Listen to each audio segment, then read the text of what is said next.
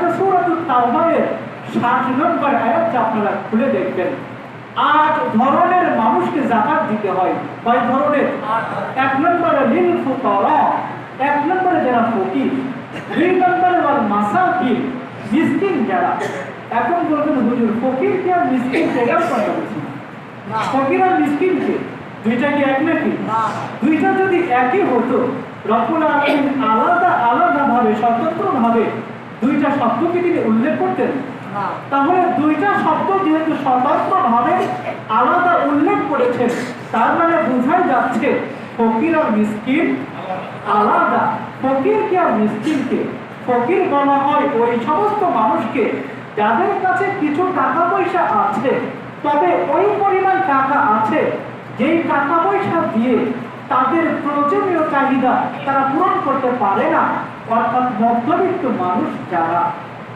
তো মধ্যবিত্ত মানুষ যারা, তাদের কাছে সম্পদগুলো আছে, তবে ওই সম্পদগুলো দিয়ে তাদের সব ইচ্ছা অনিচ্ছা পূরণ করতে পারে না, পারে না। 1 নম্বরে ফকির বলা হয় কাকে? যাদের কাছে কিছু সম্পদ আছে। 2 নম্বরে মিসকিন, মিসকিন বলা হয় ওই সমস্ত মানুষকে যারা এক কথায় বলতে পারি নদী ভাঙা, যাদের কাছে কোনো কিছুই নাই, একদম নিঃসম্বল যেটাকে বলি আমরা। ফকির যার কাছে কিছু আছে, মিসকিন যার কাছে একেবারেই।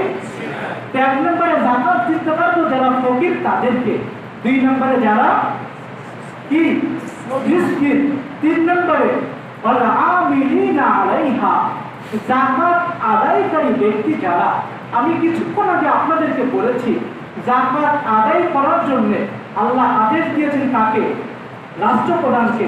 এখন রাষ্ট্রপ্রধান নিজে তো আর আসবে না যাকাত আদায় করতে, তাদের প্রতিনিধি থাকবে না।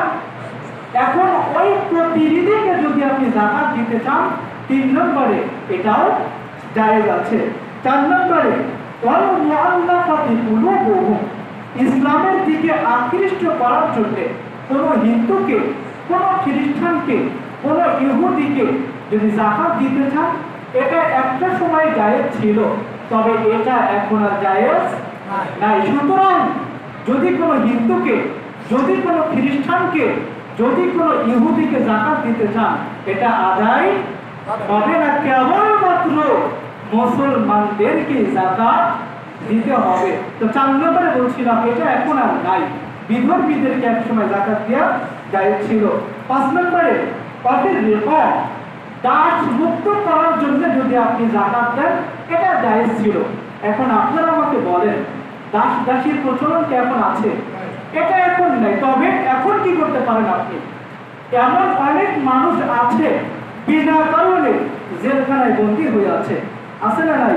কয়েকদিন আগে দেখলাম একজন মানুষ কোন একজন ব্যক্তিকে হত্যা করার দায়ে 16 বছর জেলখানায় ছিল। কত বছর? 16 বছর পরে আদালত তাকে বেকসুর খালাস, বেকসুর মুক্তি দিয়েছে। এখন 16 বছর পরে প্রমাণিত হয়েছে যে সে ভুল করে নাই। তো এমন অনেক মানুষ আছে জেলখানায় বিনা কারণে বন্দী হয়ে আছে, তার মা বাপ কেউ জীবিত নাই, ভাই নাই, তার কেসটা কে চালাবে? যদি আপনি চান আপনার এই যাকাতের টাকা দিয়ে তার কেস চালাবেন, এটাও জায়েজ আছে। তো 5 নম্বরে দাস মুক্তির জন্য যদি যাকাতের টাকা খরচ করেন, এটা জায়েজ আছে। নাম্বার 6 নম্বরে ঋণগ্রস্ত ব্যক্তিকে যদি যাকাত দেন, এটাও জায়েজ আছে। একজন ব্যক্তির মাথার উপরে প্রচুর ঋণ, লোকটা ঋণে জর্জরিত হয়ে আছে। ঋণ মাথার উপরে থাকলে তো মনে হয় অনেক ভালো লাগে, হ্যাঁ ভালো লাগে নাকি? নিশ্চিন্তে ঘুমাইতে পারে না, নিশ্চিন্তে খাইতে পারে না। কোন ব্যক্তি যদি ঋণে জর্জরিত হয়ে থাকে, আপনি যদি চান যাকাতের টাকা দিয়ে তাকে ঋণ থেকে উদ্ধার করবেন, এটাও জায়েজ আছে। নাম্বার 7 নম্বরে আল্লাহর রাস্তায়, অর্থাৎ এতিমখানাতে, কোন মাদ্রাসায় যদি যাকাতের টাকা দেন, এটাও জায়েজ আছে।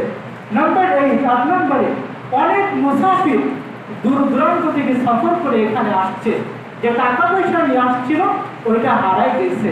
আপনি যদি চান তাকে আপনার যাকাতের টাকা দিয়ে সাহায্য করতে পারেন। কয়টা স্থান গেল? 1 নম্বরে বলছি, 1 নম্বরে ফকির, 2 নম্বরে মিসকিন, 3 নম্বরে জাকাত আদায়কারী ব্যক্তি অর্থাৎ রাষ্ট্রপ্রধানের পক্ষ থেকে যিনি নিয়োজিত ছিল। নাম্বার 4, 4 নম্বরে হিন্দু ব্যক্তিদেরকে ইসলামের দিকে আকৃষ্ট করার জন্য, এটা এখন আর নাই। নাম্বার 5, দাস দাসী মুক্তির জন্য। নাম্বার 6, ঋণগ্রস্ত ব্যক্তিকে যদি জাকাত দিতে চান এটা জায়েজ। নাম্বার 7, আল্লাহর রাস্তায়। নাম্বার 8, 8 নম্বরে কোন মুসাফির ব্যক্তিকে যদি জাকাত দিতে চান এটাও জায়েজ আছে। তাহলে কয়টা স্থান গেল? কয়টা?